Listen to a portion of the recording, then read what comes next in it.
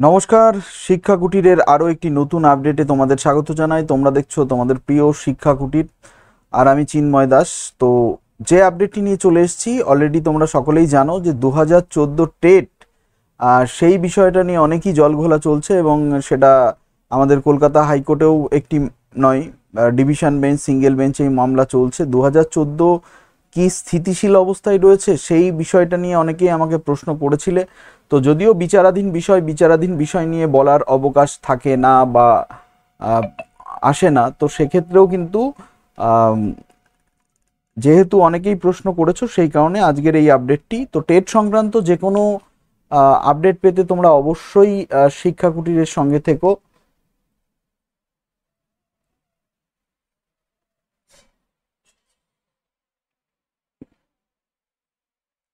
থেকো এবং সেই সঙ্গে আরও একটা ব্যাপার যে আমাদের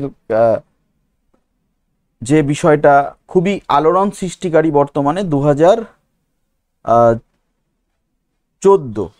2014 টেট পাস যে বিষয়টা, সেই টেট পাসের যারা রয়েছে অলরেডি ইন সার্ভিস অবস্থায় রয়েছে, তার মূলত দুটি গুরুত্বপূর্ণ মামলা। যে মামলাটি একটি রাজাশেখর মান্থা সাহেবের এজলাসে চলছে, সিঙ্গেল বেঞ্চে চলছে, এবং সেটার কিন্তু রায় হয়ে যাওয়ার কথা ছিল আগামী মানে গত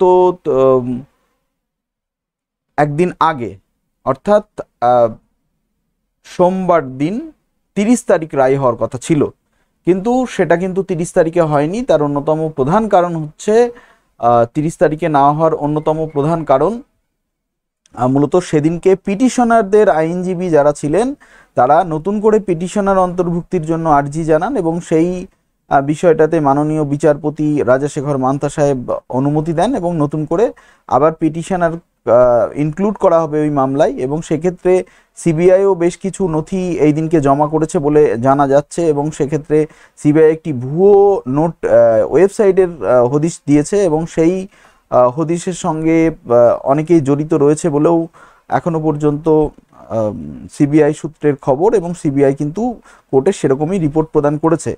এবার পর্ষদের যে বিষয়টা, পর্ষদের দিক থেকে যদি আমরা দেখি তাহলে দেখব পর্ষদ কিন্তু সেভাবে কোনো রকম অ্যাক্টিভিটি দেখায়নি। তার কারণ সেম মামলা কিন্তু চলছে কলকাতা হাইকোর্টের ডিভিশন বেঞ্চে মাননীয় বিচারপতি তপব্রত স্যারের এজলাসে।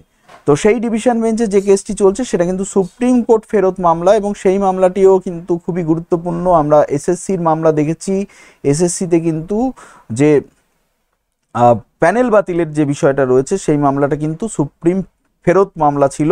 ঠিক একই রকমভাবে কিন্তু 2014 টেট যারা অলরেডি চাকরি করছে ইন সার্ভিস অবস্থায়, বিভিন্ন জায়গায় চাকরি করছে, 2016 সালের রিক্রুটমেন্টে করছে, 2020 সালের রিক্রুটমেন্টে করছে, ইভেন 2022 সালের রিক্রুটমেন্টে করছে, সেই সংক্রান্ত একটা প্রতিবেদনও কিন্তু প্রতিদিন পেপারে পাবলিশড হয়েছে। তার সংখ্যা প্রায় 59,000।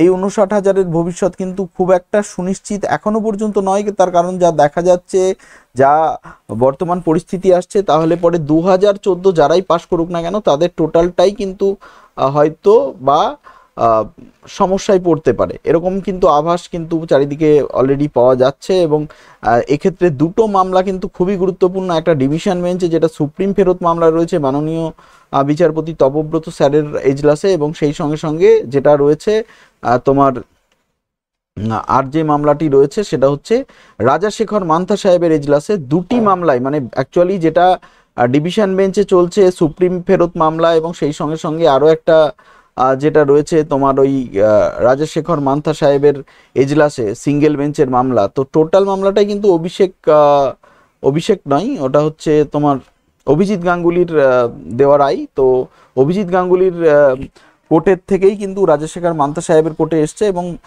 দেখা যাক অন্তত যারা যোগ্য আছে তাদের বাঁচিয়ে, যাদের অযোগ্যদের যদি মানে বের করতে পারে কোর্ট বা সিবিআই যদি বের করতে পারে, এটা সব থেকে সবার কাছে চাওয়া। কারণ যোগ্য ক্যান্ডিডেটও অনেক রয়েছে, তাদের কাছে না হলে পরে মানে এক কথাই অন্যায় হয়ে যাবে। তো সেক্ষেত্রে 2014 কিন্তু খুব একটা ভালো জায়গায় নেই এখনো পর্যন্ত, যা দেখা যাচ্ছে তাতে।